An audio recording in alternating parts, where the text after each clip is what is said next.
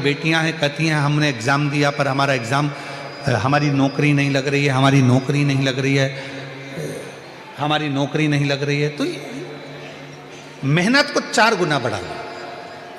अभी तक जितनी पढ़ाई करते थे उसको 4 गुना बढ़ाओ, अभी तक जितना परिश्रम करते थे उसको 4 गुना बढ़ाओ, और फिर एग्जाम के लिए बैठो। तो मेरा निवेदन है,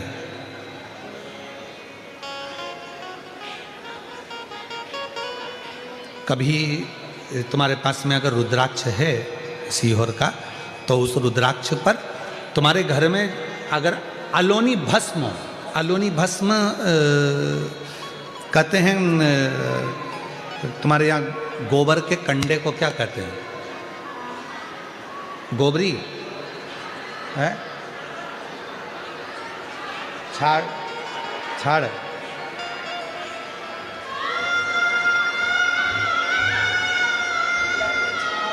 छाना, तो गुजरात में उसको छाना बोलते हैं, और महाराष्ट्र में गोबरी कहते हैं, हमारे इधर कंडा कहते हैं। ठीक है, तो जो वो गाय का गोबर होता है, तो वो उसको हाथ से थपा हुआ नहीं, गाय ने गोबर किया, नीचे गिरा, सूखा हुआ वो गोबर का कंडा जो होता है उसको जलाकर भस्म बनाकर कपड़े से छानकर उसको डब्बी में रख लेते हैं। जब ऐसा लग रहा है कि मेरा ये काम हो ही नहीं रहा, अटक ही अटक रहा है, तो सोमवार की अष्टमी जब पढ़े तो वो थोड़ी सी जो भस्म है वो उस रुद्राक्ष पर 5 मुखी पर अघोरेश्वर महादेव का नाम लेकर चढ़ा दी जाए, और उसी भस्म को खाकर, उसी भस्म का तिलक लगाकर यदि कार्य के लिए जाया जाए तो वो कार्य सफल होता ही है, उसमें अड़चन आ ही नहीं सकती,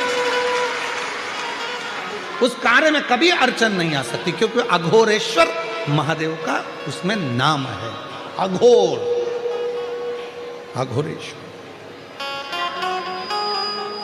तो 2 रुद्राक्ष दुख को, तकलीफ को, बीमारी को, कष्ट को, अड़चन को समाप्त करते हैं। उसमें 5 मुखी, 5 मुखी में भी इसलिए मूल है क्योंकि उसमें अघोर भगवान शिव का एक मुख जुड़ा हो, अघोरेश्वर। और दूसरा है 7 मुखी रुद्राक्ष। फिर 4 मुखी का भी वर्णन आता है, ऐसे रुद्राक्षों का स्मरण किया जाए।